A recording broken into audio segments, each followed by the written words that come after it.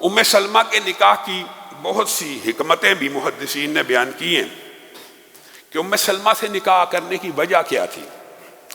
ایک تو سب سے بڑی جو وجہ نظر آتی ہے وہ یہ تھی کہ وہ بنو مخزوم کی تھی، اور رسول اللہ صلی اللہ علیہ وسلم کے خلاف یہ خاندان بہت زیادہ تھا، اور یہ ہوا بھی۔ رسول اللہ صلی اللہ علیہ وسلم نے جب ان کو عزت دی، ان کے ساتھ نکاح کیا، تو بنو مخزوم نے کہا یہ تو ہمارا داماد بن گیا ہے، اور ان کی دشمنی میں حقیقت میں بھی کمی آئی۔ لیکن یہ اکلوتی وجہ نہیں ہے۔ حضرت ام سلمہ اور حضرت عائشہ سے جو نکاح کی وجوہات ہیں، ان میں محدثین یہ بات بھی لکھتے ہیں کہ امت کو رسول اللہ صلی اللہ علیہ وسلم کی تنہائی کے، ازواجی زندگی کے جو واقعات بتلانے مقصود تھے، ان کے لیے اللہ نے ان دو عورتوں کا انتخاب کیا تھا، ایک ام سلمہ کا اور ایک حضرت عائشہ کا، اور انہی کو رسول اللہ صلی اللہ علیہ وسلم کے بعد لمبی عمر بھی ملی۔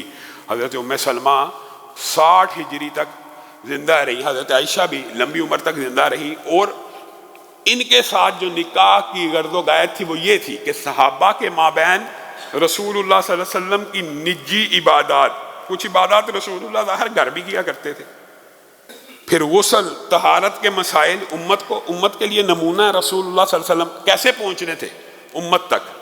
تو اللہ تعالیٰ نے ان دو بیویوں کا انتخاب کیا تھا کہ یہ فقیہ تھی، یہ ذہین تھی، باقی بھی تھی، لیکن اللہ نے ان کو لمبی زندگی دی، اور حکمت اور غرض و غایت یہ تھی کہ صحابہ میں جہاں کہیں اختلاف ہو جائے، آپ اندازہ کریں کہ یہ عورتیں ہیں، اور آج کا جو مغربی معاشرہ ہے وہ یہ بات سمجھتا ہے کہ عورت کو حقوق ہم نے دی ہیں۔ یہ 100 سال قبل انہوں نے عورت کے شخص ہونے کا حق ماننا ہے، اس کے بعد تعلیم کا حق، اس کے بعد ووٹ کا حق۔ ابھی بھی امریکہ جیسے ملک میں بھی عورت کو سربراہ نہیں بننے دیتے، اور الیکشن نہیں جیت پاتی جنس کی وجہ سے، اور یہاں پہ 1400 سال قبل امت کی تربیت کے لیے اللہ تعالیٰ ان دو عظیم خواتین کا انتخاب کر رہا، گویا استاد ہیں، صحابہ کی استاد ہیں، اور صحابہ بڑے بڑے ان کے سامنے زانو تلمس کو طے کر رہے ہیں۔ جہاں کہیں پیچیدہ فقہی مسئلہ پھنس گیا، حتیٰ کہ آپ حیران ہو جائیں گے کہ حضرت عبداللہ ابن عباس جو فقیہ، جن کو فقیہ امت بھی کہتے ہیں، مفسر قرآن بھی کہتے ہیں، انہوں نے کئی معاملات کے اندر رجوع کیا ہے ان دو ازواج سے کنسلٹ کر کے، فتویٰ دے دیا۔ بعد میں ام سلمہ نے کہا یہ ایسے نہیں ہے، رجوع کر لیا۔ بعد میں امی عائشہ نے کہا ایسے نہیں ہے، رجوع کر لیا۔ بڑے بڑے جید صحابہ حضرت عائشہ اور حضرت ام سلمہ کے فتوے کو ایک ایسی حیثیت دیتے تھے کہ اپنے موقف کو بدل لیتے، جیسے کہ بعض صحابہ کے مابین جب اختلاف ہو گیا کہ اللہ کو دیکھا ہے رسول اللہ صلی اللہ علیہ وسلم نے براہ راست جاگتی آنکھوں سے، تو امی عائشہ نے کیا جملہ کہا تھا؟ خدا کی قسم اس شخص نے جھوٹ بولا جس نے کہا رسول اللہ نے جاگتی آنکھوں سے اللہ کو دیکھ لیا۔ یہ کوئی صحابہ کا موقف بن گیا۔ تو امی عائشہ نے اس وقت یہ قسم کھا کے کہا تھا کہ جاگتی آنکھوں سے جس شخص نے کہا رسول اللہ نے اللہ کا دیدار کیا ہے، اس نے جھوٹ بولا ہے، اس نے نبی کریم صلی اللہ علیہ وسلم کے اوپر بہتان باندھا۔ آپ یہ دیکھیں، اگر حضرت عائشہ کا اس وقت فتویٰ نہ ہوتا تو یہ مسئلہ صحابہ میں مختلف فی چلتا آتا کہ جی بعض کا یہ موقف تھا بات، لیکن امی عائشہ نے جب یہ فتویٰ دے دیا سارے صحابہ نے رجوع کر لیا، اجماع امت ہو گیا۔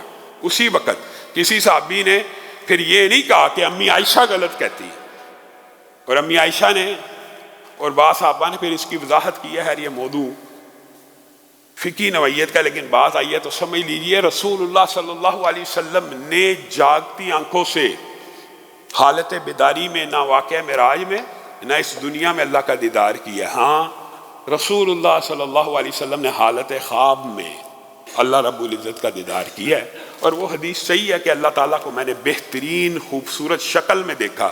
وہ جو کفارات وغیرہ کی حدیث ہے اس کے اندر یہ بات صراحت سے موجود ہے کہ میں نے اللہ تعالیٰ کو اس کی بہترین اور خوبصورت شکل میں دیکھا۔ گویا نبیوں کے خواب بھی حجت ہیں، نبیوں کے خواب بھی وحی ہیں۔ تو رسول اللہ صلی اللہ علیہ وسلم نے جو دیکھا تھا، صحابہ نے اس دیکھنے سے مراد یہ لے لی کہ شاید حالت بیداری میں دیکھا تھا۔ تو اب بھی عائشہ کے اس فتوے کے بعد اجماع امت ہو گیا کہ رسول اللہ نے جو دیکھنے کی بات کی ہے وہ حالت خواب میں کی ہے، کہ میں نے اللہ کو اس کی بہترین شکل میں دیکھا، اس سے مراد حالت خواب ہے۔ لا تدرک الابصار وہو یدرک الابصار، آنکھیں اس کو نہیں دیکھ سکتی اس دنیا میں، وہ آنکھوں کو دیکھتا ہے۔ حضرت موسیٰ کے باب میں بھی اللہ نے یہی تو کہا تھا نہیں دیکھ پائے گا مجھے. ہاں وہ دیکھ پہاڑ کو اگر وہ کھڑا رہا تو دیکھ لے گا. گویا اللہ تعالیٰ نے اس دنیا کے اندر کسی مخلوق میں یہ سکت نہیں رکھی کہ وہ اللہ کا دیدار کر سکے. کسی مخلوق میں اگر وہ پہاڑ بھی برداشت کر لیتا تجلیات ربی کو تو شاید موسیٰ بھی دیکھ لیتے. لیکن وجوہ یومئذ ناظرہ الی ربہا ناظرہ، کل قیامت کے دن چمکدار چہرے اپنے رب کا دیدار کریں گے. اللہ تعالی ہم سب کو دیدار الہی نصیب فرمائے. اور یہی ایک مومن کی گرد و غایت حقیقت میں اگر آپ اپنے دل میں محسوس کریں تو رب کا دیدار کتنی بڑی نعمت ہے.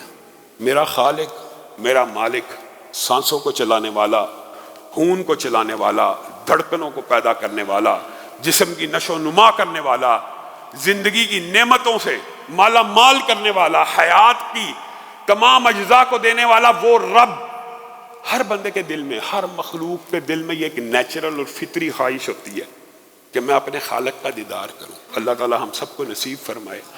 ہر بندے کے دل میں یہ خواہش ہے اور یہ محبت ہوتی ہے، یہ فطری محبت ہے رب سے، اور رب سے محبت کرنی چاہیے. یہ ہمارے معاشرے میں غلط العام ہے کہ ہم رسول اللہ صلی اللہ علیہ وسلم سے تو محبت کرتے ہیں لیکن ہم رب سے محبت نہیں کرتے. وہ رب جس نے پیدا کیا ہے. ہاں جب ہم سجدہ کرتے ہیں تو ہمارے ذہن میں یہ خیال کیوں نہیں آتا کہ رسول اللہ صلی اللہ علیہ وسلم نے فرمایا ہے سجدہ تو انسان زمین میں کرتا ہے لیکن سر اس کا رب کے قدموں میں چلا جاتا ہے. کتنا بلند ہو جاتا ہے انسان. وہ خالق، وہ مالک انشاءاللہ اللہ تعالیٰ جتنے بیٹھے ہیں سب کو قیامت کے دن اپنا دیدار نصیب فرمائے.